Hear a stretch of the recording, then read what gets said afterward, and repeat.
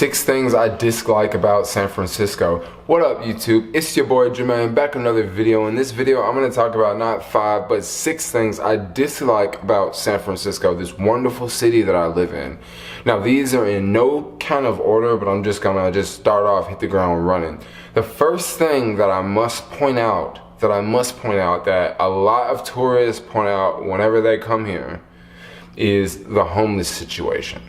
The homeless situation here in San Francisco and also around the Bay Area is really sad. It's a really messed up thing. Like, there are homeless people like all over the city. Like right now, if I walk outside this building that I'm in, if I walk out the back door, there is probably 2 homeless people sleeping out the back door. And if I go out the front door, there's at least 1 homeless person standing right out front that's gonna ask me for money. And this is just like, a lot of people that live here, they're sort of like used to it now. And that's the part that kind of ticks me off. Like, once you get used to it, it's like, oh yeah, they're just there, like, they're just homeless people. They just live on the street, and I mean, come on, it shouldn't be this way. Like, not all homeless people are bad. I see homeless people on the street who literally have just got out of the hospital and they have nowhere to go. Like, they just got out of the hospital, like they're wearing the gowns and they have the thing on their wrists and they have nowhere to go. I have seen sick people with like the gown on in a wheelchair. They literally just got out of the hospital, but when you don't have any place to go, it's not like it's sunny and it's beautiful outside and it's LA. Man, at night it gets cold around here and the homeless situation is crazy. Like, certain parts of the city, there are just tents where people live, like, and no one tends to really bother them. Every once in a while, every couple weeks, the cops will come by and like run people off, or I don't know if they necessarily write tickets, because how do you write tickets to a homeless person? Like, I mean, are they really gonna, I mean, how do you write tickets to a homeless person? So, and when the police run off someone that's living in a tent, what do? They just find another place to put their tent up at in the city. If you're new to my channel, I'm a vlogger and I'm always out cycling around San Francisco, and I see like homeless people like all over the city all the time, and I see different grades of homeless people. Okay, I see some homeless people who are, you know, you can tell from like a mile away that they're homeless. Okay, but then there are other homeless people in the city that you really can't tell. You really can't tell. Like, they're homeless and they do a very good job of, you know, keeping themselves up, and like you almost can't tell. The only way you will tell if like you notice where they go and you're like, well dang, they're always there. Like, they're always at this Starbucks like 12 hours a day. Or when I'm cycling around the city, I just see like some homeless people, like they're just like in the same park, in the same spot all the time. And then there's those homeless people who, I don't know, they're technically not homeless. Let me just give you this example, okay? You drive to San Francisco, you park your car in an illegal spot, and then your car gets towed, right? And you don't have money to get your car back. And let's say you drove from like Michigan, or you drove from somewhere else, and you know, you didn't have $500 extra to get your car back. So you're waiting on someone to send you money and you can't get a hold of someone, so what do? Now you're sleeping on the street. Like, that sort of thing happens. So not everyone is like homeless, but like the homeless situation is just, it's out of hand, and there's different grades to homelessness. You know, you got those people that have been on the streets for like years, and you have those people who have just been displaced from their home in San Francisco and now they're on the street. You also have, you know, people who are 30 years old and they've lived in the Bay Area their whole life, and they live with their parents, and their parents finally kicked them out and they don't know what to do, so they're out on the street too. And you know, you got some people living in tents, you got some people sleeping in front of buildings, you got some people sleeping in cars, you got some people sleeping in tents on the beach in the daytime. I mean, the homeless situation is real around here. Let's move on to number 2. Things I dislike about San Francisco, and number 2 would be crime. Okay, crime in this city is not what a lot of people think it is. So many tourists come to San Francisco, they have their car loaded up, you know, they have their GPS on the front window, you know, you have your camera in the inside, you know, you have a few things on the back seat. you know, you're driving down the street, you're like, oh, this is a really nice neighborhood. I feel safe in this neighborhood. And you may actually feel safe in this neighborhood. And what do? You park your car, you get out, you go inside of Walgreens, you found a parking spot right outside of Walgreens. There's all these people walking down the street. You're not worried about anything. You're just gonna go into Walgreens, you're gonna go get whatever you're gonna get. You walk back outside and what happens? Someone just smashed your window and they stole everything out of your car. They took your GPS, they took your phone, they took your camera. They even opened your trunk and took the bags that you had in your trunk because they saw your license plate and they saw, oh yeah, this car's from out of town. Crime in this city is out of hand. Now for the most part, majority of crime in this city is not necessarily violent crime. And what I mean by violent crime, I don't really hear of too many stories of people getting robbed at gunpoint. Usually the robberies that happen in the city are, you know, someone breaks into a car, or you're sitting in Starbucks and someone snatches a computer and runs out, or you're on a bus. We should talk about these buses. You're on a bus and the doors get ready to open up and someone snatches like a purse and run off of the bus, or they snatch a phone and run off of the bus. These type of crimes happen all the time in the city. Like I was on the bus a couple of nights ago, and as I was getting off the bus, this guy was like, had his head down, he was on his phone, and he had his backpack sitting like right here, and he was sitting next to the window. And as I got up and walked off, by the way, this was a very sketchy neighborhood. He had his phone down, he looked up and grabbed his bag and kind of freaked out. And I didn't even think anything of it. Honestly, I don't blame that guy at all, because if I was him sitting in that seat, like with my phone down, with my backpack next to me, and someone else stood up next to me and knew I was in that neighborhood, I would have grabbed my bag too. So I don't blame that dude. Like, the city is like that. I've literally seen multiple people get jacked on the bus. What do you do in that situation? Do you go chase someone that, you know, stole your phone and now they're running through some neighborhood? Usually when this happens, they prey on people who are probably not going to chase them, like women or someone who's like overweight or something like that. Chances are, if you look like, you know, you could fight them or you could outrun them, they might not like mess with you. But if you look like a weak target, or, you know, if you're out and you're drunk or you're acting like you're passing out, oh man, you're gonna be an easy target. That's one thing I kind of dislike about the city, is the crime. Like, just mention a few types of crime that happens in the city, but believe me, a lot of other crime happens in the city. A lot of other crime happens in the city. Moving on to the third thing I dislike about San Francisco: housing, housing, housing.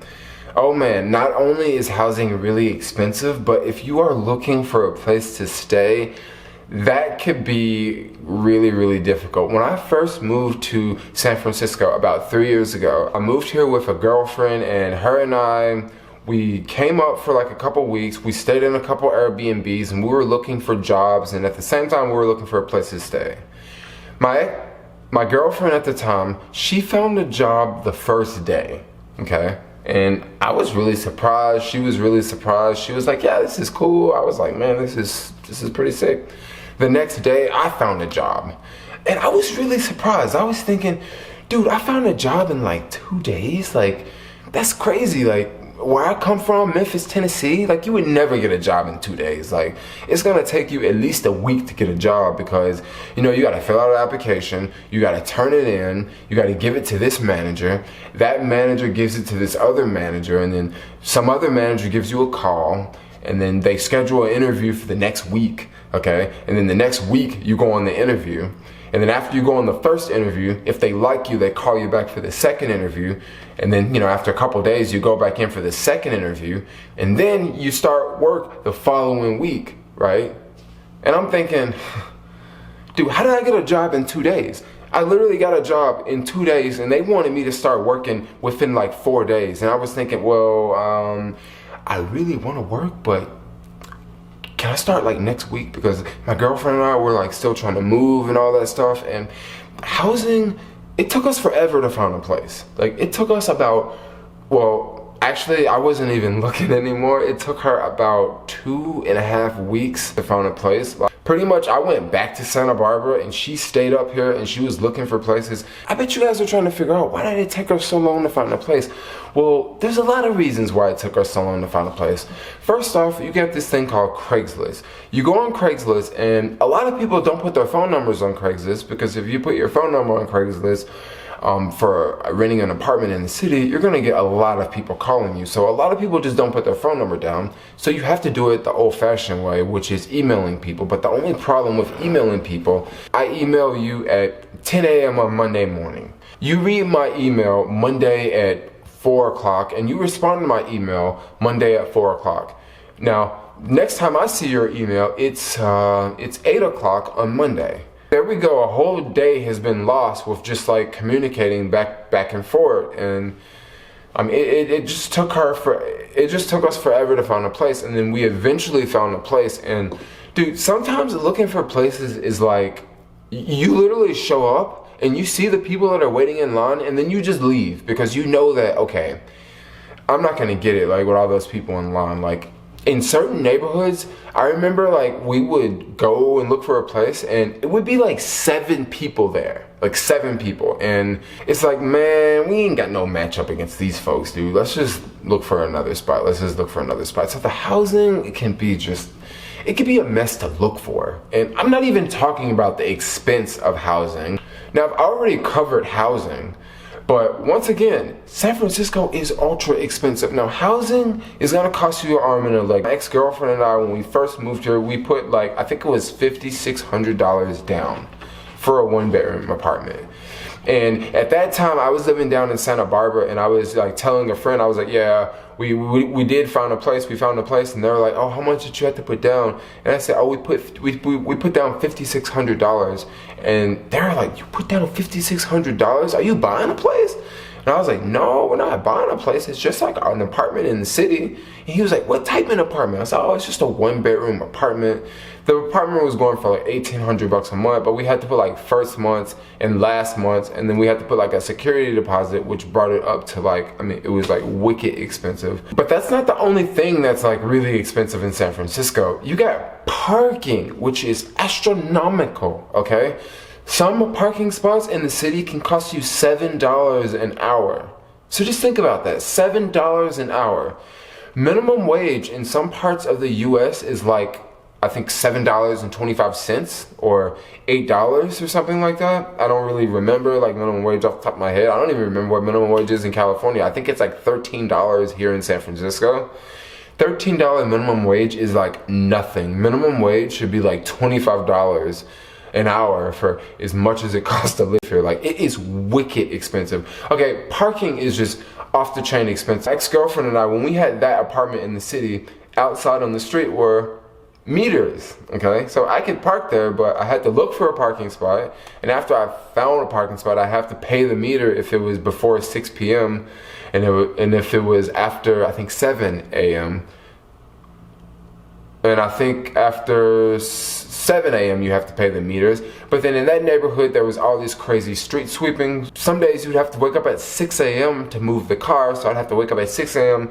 and move the car. Not only is parking expensive, food is expensive. Okay, so in New York, I know so many places that I can go to right now in New York and eat for under $5. I can't think of anywhere in San Francisco that I can go to and eat for under $5. Like, literally anywhere where I can go and get like a meal and a soda for $5. Like, it is literally impossible. Like, I get Indian samosas and those cost $5, and it's just like 2 little Indian fried things. A falafel in the city can cost you $9. Like, there's so many places in New York that I can name off the top of my head where you can get a falafel for like $6, $5, $4, like a really, really, really good yummy falafel, and they're gonna serve it up super fast for you.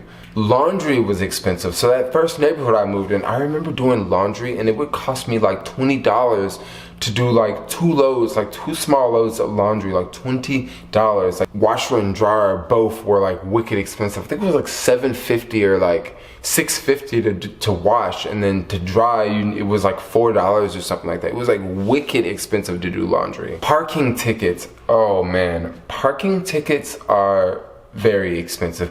It's like everything is expensive in San Francisco, like everything.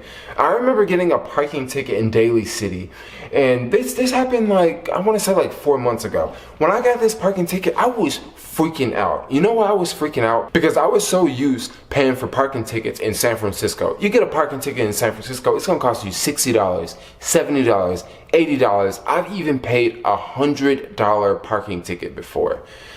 I mean, what other cities have $100 parking tickets? Like $100 for a parking ticket. Like, that's a Benjamin. When I was in Daly City one morning, I walked out and it was like 6:30, and it was like one of those street sweeping tickets. And I walked out and I was like, crap, I got a ticket. Man, this sucks. I reached over, picked up the ticket, looked at the ticket and read it. The ticket was only for $30. I was like, man, that ain't nothing, you know? Because I was so used to paying $60, $70, $80, $100 for a freaking ticket. Like, really? I forgot to pay the meter and you gonna give me a ticket for $80, $90? Why can't it be $30? And oh my gosh, never ever make the mistake of getting your car towed. If you get your car towed here, it can cost you like $500 to get your car back. And let's just say you're the type of person, let's say you got 2 tickets like the week before, right? You got 2 tickets for $100 or 2 tickets for $65 the week before. And the following week, you get your car towed. Well, check this out. You gotta pay for the car tow, which is about $500, but you also have to pay for those other past tickets before you can get your car back. And then another way this city really sticks you with a hot fork when you get your car towed. Well, the first 4 hours is free, but then after that it's $80 a day to store your car down there. So just do the math. Okay, you already got 2 past tickets, you just get your car towed, and you don't get paid for another 2 days, so you gotta wait 2 days to get your car out. So how much is it gonna cost you to get your car out in those 2 days? Man, you could be paying $1,000 easily. Or don't make the mistake of, okay, it's Friday and I'm gonna get ready to go out of town. I'll be back in town on Monday. So it's Friday, I'm gonna park my car over here in this neighborhood and I'll pick it back up on Monday. Everything will be cool, right? Oh man, I have met so many people who have done that. Oh man, I have met so many people who have done that, and they have got their car towed on Friday and their car has sat down there for 3 days, and then all of a sudden they owe like $800 or $900 or $1,000 to get their car back. This city is expensive. Dislike number 5, okay? Now, this one is a little tricky, but unpredictable weather. Unpredictable weather. What are you talking about, Jermaine? What are you talking about? Weather in San Francisco is unpredictable. And what I mean by that is, when I first moved here 3 years ago, California was going through this drought, and when I moved here, man, the weather was stunning. A whole year went by and I remember it rained like 3 or 4 times. I loved San Francisco. This place was crazy. Like, it was sunny like every day. I mean, I remember in the summer, because everyone would tell me these crazy stories of how it's cold in San Francisco in the summer. But when I first moved here, I had no idea what they were talking about, because the weather in the summer was stunning. I mean, it got a little windy, and I was like, dang, it's windy, it's chilly. But for the most part, the weather was stunning. And then last year, the weather was, it definitely rained a little bit more than it did the previous year, but I mean, the weather was just breathtaking. Like, it was beautiful. Like, every day it looked like LA up here in San Fran, and those places have completely different weather. So I'm like, well, it sure is nice up here. Now this year, you know, California, we've had a lot of rain, and a lot of people are saying the drought's over. Oh my gosh, it has rained so much, and now everyone is talking about how it's going to be so chilly in the summer. Now, last summer, I remember that it was pretty dang chilly. Like, I'm talking about the middle of June and the middle of July. I'm walking down the street with my North Face jacket on, zipped all the way up, with a hat on my head. And I'm not talking about a hat like this. I'm talking about like a beanie, like some covering my ears up, because I'm for real. Like, it was chilly. Like, it was chilly, and like right now it's chilly outside. And if you guys continue to follow me on YouTube, you're gonna see, like, in the next like couple weeks, when the summer approaches, You know, you're gonna go on YouTube and you're gonna look at videos in New York and people are gonna be wearing like short sleeve shirts and tank tops and hanging out at the beach. And you'll watch YouTubers in LA, they're gonna be doing the same thing. Like, you know, just chilling, it's a hot, sunny summer day. And up here in the Bay, we're gonna be walking around with our North Face jackets on because it's gonna be freezing around here. It's gonna be cold. And it's so funny in the daytime because like today was a stunning day. Today was beautiful. So what do? I woke up this morning, walked outside, ran some few errands, and I was like, man, it's hot. Today's gonna be beautiful. I'm gonna put some shorts on, right? Then now it's like nighttime outside and I got shorts on and buddy, it is freezing out there. And what happens right around like 3 o'clock, between 3 and 5, you know, it's all sunny and it's beautiful out, and then the fog starts to roll in. And when the fog starts to roll in, the wind picks up. And when the wind picks up, it gets chilly out here. I'm talking about it gets super cold out here. That's why in the Fisherman's Wharf neighborhood and also Chinatown, that's why they sell so many of those San Francisco hoodies and San Francisco jackets and San Francisco sweaters, because tourists come to the city and they wake up in the morning and they're like, oh yeah, it's a beautiful day outside. I can wear shorts. I don't need a jacket. And when they're out throughout the day, you know, around 7 o'clock, it's freezing in the city. So all the tourists rush and go buy like sweaters and jackets and that sort of thing.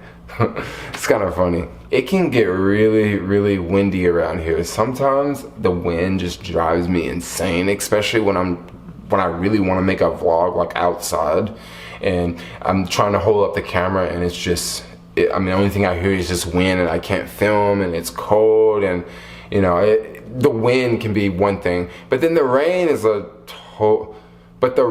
another whole beast in itself, because sometimes it'll rain for like a whole week straight, or sometimes it'll rain for like, you know, 3 or 4 days straight. But when I first moved here, I didn't know this because I was thinking, oh yeah, this place is just like LA, this place is just like SoCal, the weather is nice. Like, what are people talking about? And then now I see that, like, yeah, the weather is just slapping me in the face because, man, this past winter has been brutal. Like, I literally went to Asia to avoid the whole Donald Trump thing and, you know, to get away from the rain, because I remember in January, it was raining so much. Like, it was raining like back to back to back to back to back to back to back. So I took off. You know, I was backpacking for a couple of weeks, and then when I came back, like, everyone was telling me how, yeah, it rained the whole time. It rained the whole time you were gone. And as soon as I got back, like, it was just raining like every day, like for the next couple of weeks. And I was thinking, dude, I'm going crazy. I should have just stayed over there in Southeast Asia. Like, it wasn't even raining that much over there. And at least when it was raining, it wasn't raining and cold like it is around here, because sometimes when it's raining, it's like raining and it's cold and it's windy. And sometimes it's just raining and it's not cold, but it's windy, but it's not really cold, you know? So, I don't know. Let's move on to the next one. Moving on to dislike number 6 is, now this one is a little bit different. Now, some people may disagree, some people may agree, but I feel that the city it's lonely and it's empty, okay? Now, I'm gonna talk about the two. Let's talk about the emptiness part. In certain parts of the city, there is just no stores, okay? There's no stores, there's no gas stations. You almost have to get into you almost have to like really go a distance to go to get like a pack of cigarettes or a soda or just anything from a convenience store.